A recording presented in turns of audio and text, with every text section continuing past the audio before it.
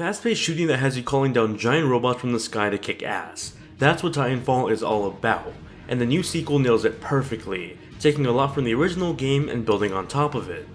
Unlike the original game, Titanfall 2 is not only available on the Xbox One and PC, but for the first time ever, it's also on PlayStation 4.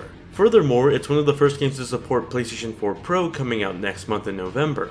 Visually speaking, Titanfall 2 is really impressive to look at. The crazy explosions that come along with putting giant robots in a closed area together are simply magnificent. Additionally, the game runs at a buttery smooth 60 frames per second on all the platforms, although the game does change its resolution on the fly on the console version in order to hit that 60 frames per second performance. Rarely did I ever actually see a performance hit on the console version, and as far as my GTX 970 goes, my PC was able to run the game pretty flawlessly at 1080p 60. Now, besides the new platforms, another big change for Titanfall that Titanfall 2 brings to the series is the campaign mode. One of the biggest complaints about the original game was the lack of a proper campaign mode, and now Respawn has responded with their own original new story for Titanfall 2. You play as a rookie pilot named Jack Cooper, accompanied with their new Titan BT-7274, or just BT for short. The two of you get stranded on the planet Typhoon with the IMC hunting you down. Throughout the 6-hour campaign, you'll get to see their buddy relationship flourish as you find out just what the heck the IMC is up to. Cooper and BT's relationship is a very humorous one, as you see one very sarcastic soldier try to get along with a Titan that's pretty much the definition of literal. The structure of the missions you play through in the campaign mode are incredibly well designed. They all have a balance of providing a very large playground for you to platform through as a soldier without ever actually having to feel lost when you're exploring it. The campaign is also well balanced in the sense that it never puts one character over the other. Cooper and BT are teammates, and so they each watch out for one another. Sometimes Cooper will need to go out by himself in order to go clear a path for BT, and in other scenarios BT will need to protect Cooper from poisonous gas that would otherwise kill him. Throughout the campaign, you'll slowly earn new skills and learn about new puzzle mechanics too. By the end of the adventure, you'll be expected to use a combination of pretty much everything you've learned so far in order to progress the story, and I really do like that. It's honestly some of the best platforming I've ever seen in a first-person shooter, probably since Portal 2 came out in 2011 I think? In regards to the enemy AI, they do their job of interfering with your goal, but I never really found them to be all that challenging. Even when switching between the normal and the harder difficulty, I found that the AI was just decent at best with pretty predictable movesets on their part. As far as boss battles go, you'll be challenged by an array of different IMC Titan pilots, each with their own grand entrance but usually a very so-and-so fight to follow. After you defeat these bosses, you'll earn an upgrade for BT. During the campaign, you can actually hot swap these upgrades and essentially change up BT's Titan class to your own liking.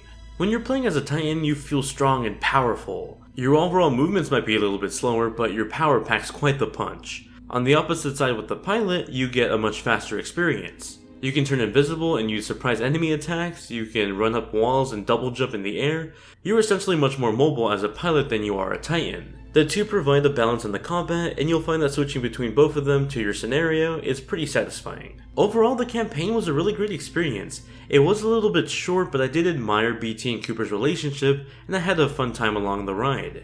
It's definitely not going to win a story award anytime soon, but I did appreciate the campaign being there, and I had fun playing it.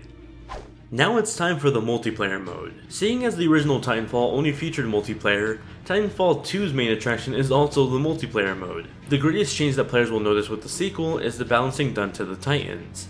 Titans no longer have a regenerating shield, but rather batteries that act as health packs. This new system is really vital to the multiplayer mode.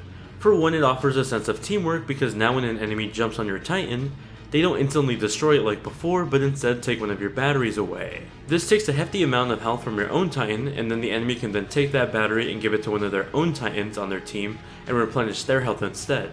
This new change to the gameplay helps balance the mechanics between the Titan and the pilot during the multiplayer mode, because there was definitely a balancing issue in the previous game.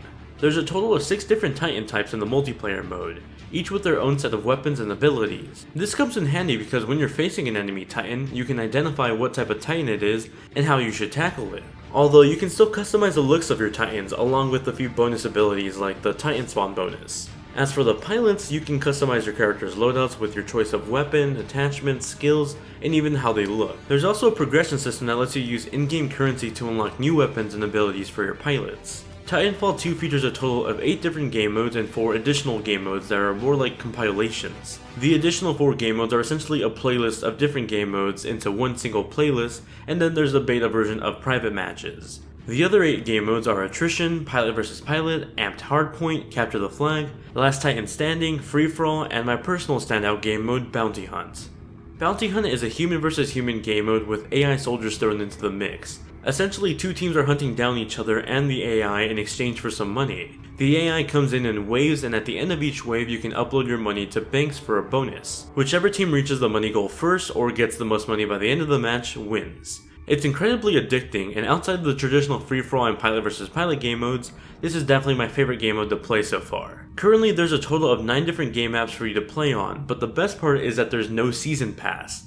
As long as you own a copy of Titanfall 2, all future DLC content will be free. Now that's something I can definitely get behind on, especially in 2016. Titanfall 2 fixes a lot of what was wrong with Titanfall 1, and then brings it to a new platform for new PS4 owners to enjoy as well. Last week I thought Battlefield 1 was going to be the game to beat in terms of first-person shooters this year, but now that I played Titanfall 2 some more, I'm not entirely sure. This is definitely a game worth picking up at full price and one I can see myself playing for many months to come, thanks to the addictive gameplay and the free content coming in the future. Thank you all very much for watching my review. If you enjoyed it, smack a like on it and subscribe to get notified whenever I make more content like this. On the screen now is my review of Battlefield 1 and a little button that'll send you over to my Twitter if you want to keep up to date with me off of YouTube. Once again, thank you all for being some fantastic viewers, hope you guys have a great day, and I'll catch you all in the next one.